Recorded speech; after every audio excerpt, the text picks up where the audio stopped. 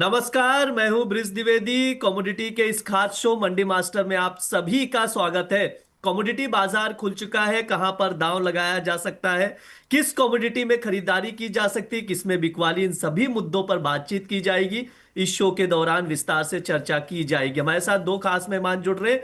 Commodity expert और SEBI register research analyst Bitupan Majumdar ji हैं, और इसके साथ ही वीके वेल्थवाइज एंड एसोसिएट्स के वत्सल खेमका जी हैं। आप दोनों का बहुत बहुत स्वागत है द बोनस में। Thank you sir. Very good morning. Good morning, good morning sir. आप थैंक यू। बातचीत करना शुरू करें उससे पहले आप लोगों को बता देते हैं मुख्य तौर पर किन कमोडिटीज पर चर्चा की जाएगी। सबसे पहले हम लोग बुलियन मार्केट पर बातचीत करेंगे, यानी गोल्ड सिल्वर पर बातचीत करेंगे। सोने चांदी में बड़ी गिरावट देखने को मिल रही है। इस वक्त कॉमेक्स पर देखा जाए तो $4200 के नीचे सोना आ चुका है, और कॉमेक्स पर सिल्वर अगर देखें तो 3% की गिरावट देखने को मिल रही है। $64 के करीब करीब सिल्वर ट्रेड कर रहा है। सवाल यही है, क्या यहां से और गिरावट बनती हुई दिखाई देगी? ट्रेडर्स क्या सेल ऑन राइज की स्ट्रैटेजी बना सकते हैं? कहां तक गिरावट आ सकती है, एक्सपर्ट से समझने की कोशिश की जाएगी। बुलियन के बाद क्रूड ऑयल पर बातचीत होगी। अमेरिका ईरान के बीच समझौते की खबर के चलते लगातार क्रूड फिसलता हुआ दिखाई दे रहा है। ब्रेंट $80 के नीचे ट्रेड कर रहा है। यहां से और क्रूड में कितनी गिरावट आ सकती है, एक्सपर्ट से समझेंगे। और आखिरी में मेटल्स पर बातचीत की जाएगी। आज के सेशन में मेटल्स में वीकनेस देखने को मिल रहा है, लाल निशान में ट्रेड होता हुआ दिखाई दे रहा है। कॉपर 1300 के करीब पहुंच चुका है। लगातार कॉपर में गिरावट है, और कहां तक गिर सकता है कॉपर, एक्सपर्ट से हम लोग समझेंगे। बातचीत शुरू करें उससे पहले एक बार अमेरिका ईरान को लेकर जो अपडेट आए, यानी मिडल ईस्ट से क्या अपडेट आए, उस पर नजर डाल लेते हैं। देखो, अमेरिका ईरान के बीच पीस डील हो चुका है। आज अमेरिका ईरान के प्रतिनिधि स्विट्जरलैंड में मुलाकात भी करेंगे। अमेरिका की जो नौसैनिक नाकेबंदी है वहां से ईरान से हटा दी गई है। ये तीन इंपॉर्टेंट अपडेट है। चौथा सबसे इंपॉर्टेंट ये अपडेट है कि अमेरिकी उपराष्ट्रपति जेडी वेंस ने इजराइल की आलोचना की है। हम लोग देख रहे थे इस समझौते को लेकर इजराइल सहमत होता हुआ नहीं दिखाई दे रहा था। लगातार अटैक भी कर रहा था, लेबनान पे हमले कर रहा था। अभी भी बयान दिया कि लेबनान से पीछे नहीं हटेंगे। बिटपन सर, आपका क्या व्यू है, कैसे देख रहे हैं? क्या ऐसे में लगता है जो इसराइल है और अमेरिका है, दोनों अलग अलग हो चुके हैं, अलग थलग पड़ चुके हैं? हाँ, देखिए, अभी यूएस का जो था कि उनको वार से एग्जिट करना था, और यूएस में मिड टर्म इलेक्शंस है। तो एक मौका निकल के यूएस से निकल गया, लेकिन इसराइल के ऊपर कोई ऐसा कोई प्रेशर नहीं है। हालांकि अगर यूएस इंटरवेन नहीं करता इस सब चीजों में, और यूएस का पार्टिसिपेशन नहीं रहता है, तो इससे कोई बड़ा इतना फर्क नहीं पड़ेगा। क्योंकि यूएस जब मिडिल ईस्ट में एंटर करता है तो पूरे geopolitical scenario whole Middle East में चेंज हो जाता है। तो अभी डिस्पाइट जो ये सीन है, ये जो इजराइल की तरफ से अभी भी लेबनान में अटैक हो रहा है, इससे कोई बड़ा मुझे नहीं लग रहा है कोई जियोपॉलिटिकल रिस्क राइज होगा। थोड़ा बहुत रह रहेगा, लेकिन जितना मेजर एस्केलेशन था उस तरह से नहीं रहेगा। बिटपन सर, चांदी से शुरुआत करना चाहूंगा आपसे बातचीत। जैसे हम लोग देख रहे हैं सिल्वर के मार्केट में बड़ी गिरावट है सर। 3% डाउन है एमसीएक्स पर। 2,30,000 का भाव चल रहा है सर सिल्वर का एमसीएक्स पर। और कॉमेक्स पर देखिए तो वहां पर भी 3% की गिरावट है। $64 पर ट्रेड कर रहा है। सर, क्या यहां से चांदी और गिरावट की ओर जा रही है? 2 लाख के करीब करीब जाती हुई दिखाई दे रही है, या कहीं सपोर्ट नजर आ रहा है? सर एग्जैक्टली, अभी रिसेंटली जो फेड का स्टेटमेंट आया और फेड का जिस तरह से हॉकिश पॉलिसी आ रहा है, उससे थोड़ा प्रेशर लग रहा है और थोड़ा सा फर्दर डिक्लाइन हो सकता है। और मुझे लग रहा है भाव शायद यहाँ से और एक 10-15 हज़ार। ठीक है वत्सल सर, आपका क्या व्यू है चांदी को लेकर? जिस तरह से हम लोग गिरावट देख रहे हैं, यहां से कहां तक गिरावट आ सकती है? एक ब्रॉडर व्यू भी दीजिए, और साथ ही ट्रेडर्स क्या रणनीति बनाए आज के लिए, उस पर भी आपसे राय जानना चाहेंगे। देखिए ब्रिज जी, फिलहाल तो जो सिल्वर है वो डाउन ट्रेंड में है। रीजन बीइंग, जो पहले हम लोग देख रहे थे कि सेंटिमेंटली काफी सिल्वर में मूव्स आ रहे थे, अब जो सिल्वर मूव शो कर रहा है वो प्योरली वॉल्यूम बेस्ड और टेक्निकल बेस्ड चल रहा है। तो हम लोगों ने पहले भी शोज में डिस्कस किए कि जब से चांदी ने लोअर लोज के पैटर्न बनाने स्टार्ट किए हैं, तब से सिल्वर डाउन ट्रेंड में है। एंड अगर मैं सिल्वर की बात करूं तो सिल्वर का एक मेजर M6 का सपोर्ट है 2,30,000 का। अगर सिल्वर यहां से 2,30,000 के सपोर्ट को ब्रेक करता है, तो सिल्वर हमें आने वाले एक महीने के अंदर अंदर 2,10,000 तक के प्राइसेस भी शो कर सकता है। एंड इसीलिए हम लोग एक सेलिंग ट्रेड भी प्लान कर सकते हैं, जिसके अंदर हम लोग सिल्वर को 2,30,000 पर सेल कर कर चलेंगे। स्टॉप लॉस हमारा बिल्कुल छोटा सा रहेगा, जो कि रहेगा ₹2,000 का, 2,32,000 का। टारगेट्स हमारे रहेंगे 2,20,000 तक के। अब बात आती है कि ट्रेडर्स क्या करें। मेरे हिसाब से ट्रेडर्स को सेल ऑन राइज की स्ट्रेटजी के अकॉर्डिंग सिल्वर के अंदर काम करना चाहिए। जी सर, सुन रहे हैं हम आवाज, बिल्कुल प्लीज हाँ कंटिन्यू। जी। तो सिल्वर का मेन जो ट्रेंड, अगर मैं उसकी बात भी करूं, कॉमेक्स सिल्वर की भी बात करूं, तो सिल्वर का जो $62 का जो सपोर्ट है, अगर वो ब्रेक होता है तो सिल्वर हमें $58 तक के प्राइसेस भी शो कर सकता है। तो फिलहाल के लिए जो सिल्वर की जो मूव है वो प्योरली टेक्निकल है। जो पहले जो सेंटिमेंट्स आ रहे थे कि इंडस्ट्रियल डिमांड बढ़ गया या कुछ भी एक्सवाइजेड सेंटिमेंट्स आ रहे थे, वो फिलहाल के लिए एग्जॉस्ट हो चुके हैं। एंड अब सिल्वर प्योरली चार्ट बेस्ड तरीके से, वॉल्यूम बेस्ड तरीके से मूव कर रहा है। ठीक है, ये सर की राय है चांदी को लेकर। हम लोग गिरावट देख रहे हैं तो सेल करके चल सकते हैं। सर की तरफ से ट्रेडिंग कॉल दिया जा रहा है, जुलाई वायदा 2,30,000 पर शॉर्ट करिए, 2,20,000 तक के टारगेट के लिए 2,32,000 का स्टॉप लॉस लगाइए। वत्सल्य सर, एक चीज आपसे समझना चाहूंगा, अगर भाव 2,10,000 या 2 लाख के नीचे जाता है तो इन्वेस्टर्स के लिए चांदी में एक बड़ी अपॉर्चुनिटी क्रिएट हो जाएगी, क्योंकि लगातार हम लोग देख रहे हैं जितने भी शोज कर रहे हैं आपके साथ या दूसरे एक्सपर्ट्स के साथ, दर्शकों के एक ही सवाल होते हैं कि एंट्री लेवल क्या होना चाहिए इन्वेस्टर्स का, क्या 2 लाख तक चांदी आएगी या नहीं आएगी, यही दो सवाल घूमते हैं। अगर चांदी 2 लाख या उसके नीचे या उसके आसपास जाती है तो इन्वेस्टर्स के लिए बड़ा मौका होगा सर। देखिए ब्रिज जी, हम बोल सकते हैं कि 2 लाख या 1,90,000 इन्वेस्टर्स के लिए एक अच्छा बाइंग प्राइस हो सकता है। बट मार्केट में एक ओवर शूटिंग या मतलब ओवर शूटिंग का कंसेप्ट है। तो जब भी कोई चीज या तो बढ़ती है तो भी वो अग्रेसिवली बढ़ती है, जब कोई चीज गिरती है तब भी वो अग्रेसिवली गिरती है। तो टेक्निकली जो 2 लाख के लेवल्स हैं वो सिल्वर के लिए हो सकता है सपोर्ट का काम करे। पर कि वो परमानेंट बॉटम है या नहीं, ये हमें आने वाले 3 से 4 महीने में पता लगेगा। तो जो इन्वेस्टर्स हैं वो कभी भी ना एक ही गो में सारा पैसा ना इन्वेस्ट करें। अगर एसआईपी फॉर्मेट में जाएं या फिर थोड़ा पार्ट्स में इन्वेस्ट करें तो ज्यादा अच्छे ऑप्शंस हो सकते हैं सिल्वर के जो प्राइसेस हैं 2 लाख के पास। ठीक है, ये सर की राय निकल कर आ रही है चांदी को लेकर।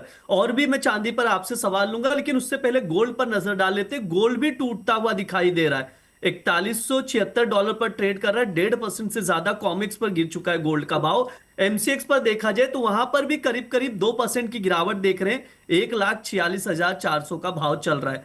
सर, गोल्ड में आप और कितनी वीकनेस देख रहे हैं, यहां से और प्राइजेस कितने गिर सकते हैं? और एक चीज आपसे समझना चाहूंगा सर, गोल्ड सिल्वर में गिरावट आई क्यों? क्योंकि कल तक हम लोग इसका अपसाइड मूवमेंट देख रहे थे, सब फंडामेंटल्स क्लियर थे, फिर अचानक से आज इतना फॉल क्यों? देखिए प्रीत जी, पहले तो हम लोग मेटल्स में, आपको ध्यान होगा, काफी टाइम से बीरिश तरीके से प्ले कर रहे हैं। मतलब सिल्वर में मैं एक तो बाइंग ट्रेड अवॉइड कर रहा था या गोल्ड में बाइंग ट्रेड अवॉइड कर रहा था। एंड बात रही कि अब तक सब कुछ पॉजिटिव चल रहा था तो प्राइस क्यों गिर रहा है। तो देखिए, जो सिल्वर में एक्सपेक्टेशंस थी कि इंटरेस्ट रेट को लेकर फेड की, उसमें से कुछ भी प्ले आउट नहीं हुआ। तो उस कारण कहीं ना कहीं जो ट्रेडर्स हैं वो कहीं ना कहीं प्रॉफिट बुकिंग की तरफ, जिनकी पोजीशंस काफी बड़ी टाइम से बनी हुई थी, वो कहीं ना कहीं अपना प्रॉफिट बुक कर रहे हैं। एंड अब ये जो सिल्वर या गोल्ड दोनों है, ये दोनों अब एक रेंज बेस्ड तरीके से प्ले करेंगे। अब ये दोनों एक टाइम बेस्ड तरीके से, रेंज बेस्ड तरीके से प्ले करेंगे। एंड अब हमें काफी समय के लिए मुझे लगता है कि सिल्वर के जो ऑल टाइम हाई के लेवल्स हैं या फिर गोल्ड के ऑल टाइम हाई लेवल्स हैं, उन्हें भूल जाना चाहिए। जो all time levels high levels हैं उसे भूल जाना चाहिए, ये सर का कहना है। सर, अभी कोई ट्रेडिंग अपॉर्चुनिटी है क्या गोल्ड में, कोई लेवल एग्जैक्टली जहां पर पोजीशन बन सके ट्रेडर्स के लिए? देखिए, गोल्ड और सिल्वर दोनों में ही एक सेल ऑन राइज की जो उसका डे हाई है, उसको लेकर हम लोग एक सेल ट्रेड प्लान कर सकते हैं। ऑल्दो अगर गोल्ड का 1,46,000 का जो लेवल है, अगर किसी भी रीजन से ब्रेक होता है तो गोल्ड हमें 1,41,000 के प्राइसेस भी शो कर सकता है। ठीक है सर, ट्रेडिंग कॉल है क्या कोई आपकी तरफ से गोल्ड में? सर गोल्ड में ट्रेडिंग कॉल नहीं है, फिलहाल के लिए सिल्वर में है। ठीक है, एक चीज आप ये बताइएगा सर, जो $4,000 या $3,800 का जब हमने वीकनेस देखा था फेड मीटिंग से पहले, जब डेटा आए थे, इन्फ्लेशन के डेटा आए थे, उस दौरान भी हमने देखा था लगातार प्राइसेस फॉल हो रहे थे। तो सवाल यही आ रहा था, क्या गोल्ड $3,800 तक जा सकता है? कई एक्सपर्ट्स ने दावा भी किया कि ये अगर 4,000 लेवल जो है वो टूटता है, सस्टेन करता है डाउन साइड, तो 3,800 का लेवल दिखाई दे सकता है। इस गिरावट में कितने चांसेस सर कि 3,800 का लेवल दिखाई दे दे? देखिए, ब्रिज, फिलहाल जो गोल्ड का पैटर्न है वो भी लोअर लोज एंड लोअर हाइस का बन रहा है। एंड अगर ये पैटर्न कंटिन्यू रहता है तो सिल्वर का जो अगर मैं गोल्ड की बात करूं तो गोल्ड का जो फर्स्ट सपोर्ट है 4121 का, कॉमेक्स का लेवल बता रहा हूं मैं आपको यहाँ पे, 412 का लेवल है, ये लग रहा है कि टूट जाएगा। अगर ये टूटता है तो फिर हमें गोल्ड उसके बाद 3968 का लेवल भी इजीली शो कर सकता है कॉमेक्स पे। एंड अगर कोई अग्रेसिव प्रॉफिट बुकिंग आती है, या फिर हम कहें कि बहुत एक एक दिन में गोल्ड या सिल्वर दोनों 2-3% गिर रहे हैं, तो हो सकता है हमें 3800 के लेवल्स भी गोल्ड दिखा दे। सर एक बार ना मैं ये चीज आपसे समझना चाहूंगा, मतलब हम लोग तो हर तरह के सवाल लेते हैं शो के दौरान। बहुत सारे सवाल ऐसे हैं चांदी को लेकर। जब हमने 4,20,000 की रैली देखी थी, उस दौरान कई लोगों ने चांदी 3.5 लाख 3 लाख के लेवल पर बाय करके बैठे हैं। अब उनका होप यही है कि इस भाव पर चांदी कब तक आए, इसी होप में बैठे हुए। सर वो करें क्या? क्या फिजिकल में भी एवरेजिंग करना ठीक रहेगा? मतलब इस लेवल पे या 2 लाख के करीब मिले तो एवरेज किया जाए, जिससे प्राइसेस उनके थोड़े से नीचे आए, वो आने वाले समय पर प्रॉफिट में कन्वर्ट हो सके। करें क्या 3.5 लाख वाले, 3 लाख में जो 3 लाख के भाव में, 3.5 लाख के भाव में फिजिकल में चांदी खरीद कर बैठे, वो क्या करे? देखिए ब्रिजजीत, जब भी कोई एसेट क्लास बहुत ज्यादा बड़ा रनअप दे जाता है ना, तो उसके बाद 50 to 60% गिरना एक आम सी बात है। चाहे हम इक्विटी मार्केट्स के एग्जांपल उठाकर देख लें, चाहे हम फॉरेन मार्केट्स के एग्जांपल उठाकर देख लें, तो जब भी कोई चीज अग्रेसिवली या बहुत बुरे तरीके से बढ़ता है, तो उसके बाद कहीं ना कहीं आने वाले 1 से 2 साल में उसमें कंसोलिडेशन या डाउन ट्रेंड देखने को जरूर हमें मिलता है। एंड वही चीज अभी गोल्ड और सिल्वर में हो रही है। अब बात आती है कि जिन इन्वेस्टर्स ने 3.5 लाख के लेवल्स पे बाय किए, वो क्या करें। तो देखिए, इमीडिएटली मैं नहीं कहूंगा कि आप अपनी एवरेजिंग स्टार्ट कर दीजिए।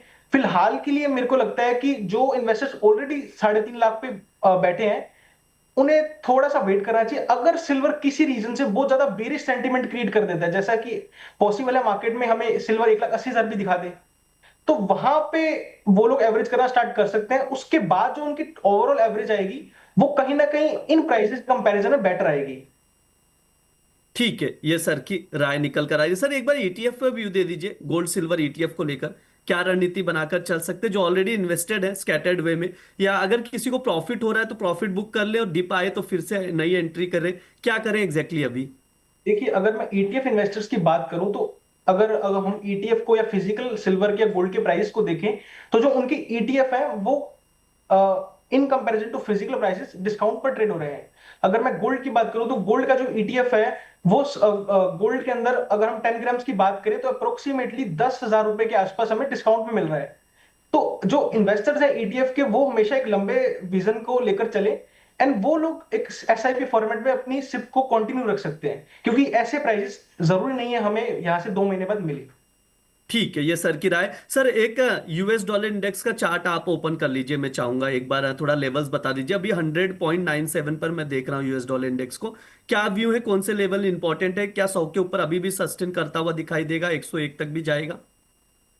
देखिए, जिस तरीके से ये डीएक्सवाई में मूवमेंट आया है, तो 12 मई से जो डीएक्सवाई है वो प्रॉपर एक जो डॉलर इंडेक्स है वो एक अपवर्ड मोमेंटम शो कर रहा है।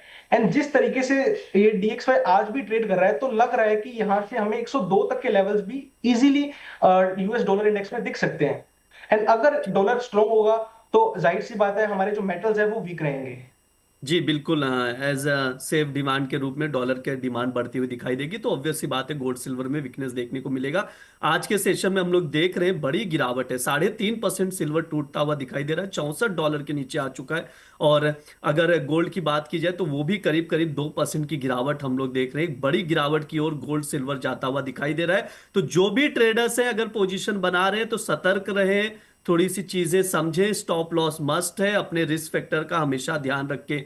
एक बड़ी गिरावट देखने को मिल रही है गोल्ड और सिल्वर में आज के सेशन में। सर बातचीत आगे बढ़ाते हैं, अब क्रूड ऑयल पर चर्चा करेंगे। क्रूड ऑयल भी फिसलता हुआ ही दिखाई दे रहा है, जब से समझौते की खबर आई $79 के अराउंड नजर आ रहा है। 1% के करीब करीब की गिरावट ब्रेंट में है, $80 के नीचे बना हुआ है। डब्ल्यूटीआई क्रूड की बात की जाए तो 75।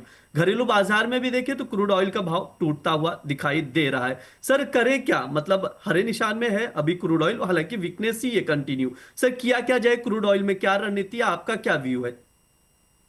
देखिए प्रीत जी, आपको ध्यान होगा हम लोग 10,000 10,500 के लेवल से क्रूड में सेलिंग में। एंड ठीक है, वो मूव काफी अच्छे तरीके से प्ले आउट भी हुआ है। एंड जिस तरीके के क्रूड के प्राइसेस चल रहे हैं, उससे एक डायरेक्शन तो क्लियर हो गई कि यूएस ईरान का जो वॉर है वो काफी हद तक सॉल्व हो चुका है।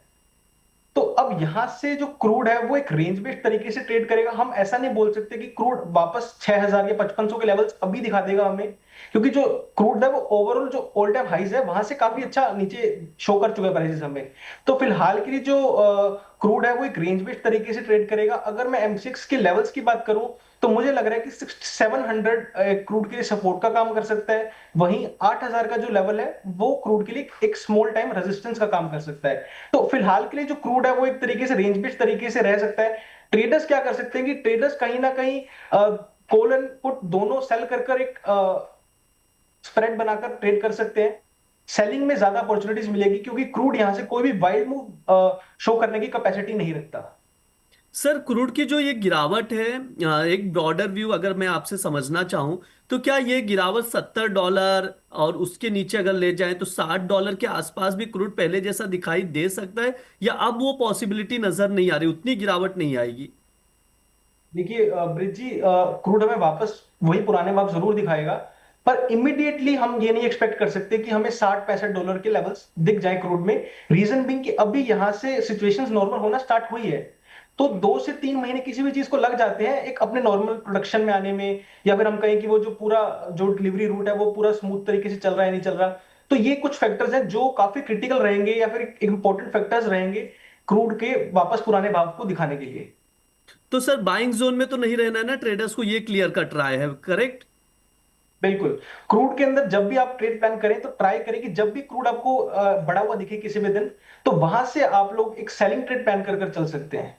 ठीक है, ये सर की राय है क्रूड ऑयल को लेकर। सर ने बेहतरीन तरीके से जो लेवल्स बताए हैं उसको ध्यान में रखते हुए ही आप लोग पोजीशन बनाइएगा, और रिस्क फैक्टर का हमेशा ध्यान में रखिए। ऑलरेडी हम लोग देख रहे हैं क्रूड का भाव लगातार टूटता हुआ दिखाई दे रहा है। अब नेचुरल गैस की ओर रुख कर लेते हैं। सर नेचुरल गैस देखें तो अभी 25 जून का जो वायदा है 302 के करीब ट्रेड कर रहा है, 302, 200, 303 का भाव चल रहा है। सर क्या किया जाए यहाँ पर, कैसे देख रहे हैं नेचुरल गैस को आप? देखिए ब्रिज जी, नेचुरल गैस थोड़ा सा हमें बुलिश चार्ट शो कर रहा है। अगर मैं उसके चार्ट पैटर्न्स की बात करूं तो अगर 310 का जो नेचुरल गैस का 310 का जो लेवल है, अगर वो हमें क्लोजिंग बेसिस पे ब्रेक होता हुआ दिख जाएगा तो चांसेस है हमें क्रूड नेचुरल गैस यहां से 320 तक के लेवल्स भी दिखा दे। अगर किसी रीजन से 320 का लेवल भी ब्रेक होता है तो फिर जो नेचुरल गैस है वो एक अपना वाइड मूव स्टार्ट कर सकता है 380 तक के लिए। बट ये जो मूव्स हैं ये प्योरली तभी प्ले आउट होंगे जब हमें natural gas wide move show करता है। ठीक है, ये सर की राय है नेचुरल गैस को लेकर, तो उसके अकॉर्डिंग आप लोग नेचुरल गैस देखकर चल सकते हैं। अब मेटल्स की ओर रुख कर लेते हैं। मेटल में बात करेंगे कॉपर, जिंक, लेड, एल्युमिनियम। आज के सेशन में देखिए लाल निशान में सभी मेटल्स कारोबार करते हुए दिखाई दे रहे हैं। सबसे पहले हम लोग कॉपर पर बातचीत करेंगे। 308 का भाव चल रहा है, 1% से ज्यादा की गिरावट हम लोग देख रहे हैं। सर कॉपर पर आपका क्या व्यू है, क्या कॉपर में यहां से और गिरावट आएगी, क्या रणनीति होनी चाहिए? टेक्निकल चार्ट क्या कह रहे हैं कॉपर के, फंडामेंटल्स क्या कह रहे हैं सर कॉपर के? देखिए जो हमें आज बेस मेटल्स में प्रॉफिट बुकिंग देखने को मिली है या रेड सिग्नल देखने को मिला है, वो कहीं ना कहीं गोल्ड एंड सिल्वर के कारण ही मिला है। एंड इवन अगर मैं बात करूं कि ये इतने इंक्रीज क्यों थे इनिशियली, तो भी जो रैली आई थी इनमें वो कहीं ना कहीं प्रेशियस मेटल्स को देखकर ही आई थी। तो जो कॉपर है वो उसका जो 1320 1330 का जो सपोर्ट था वो काफी स्ट्रॉन्ग था।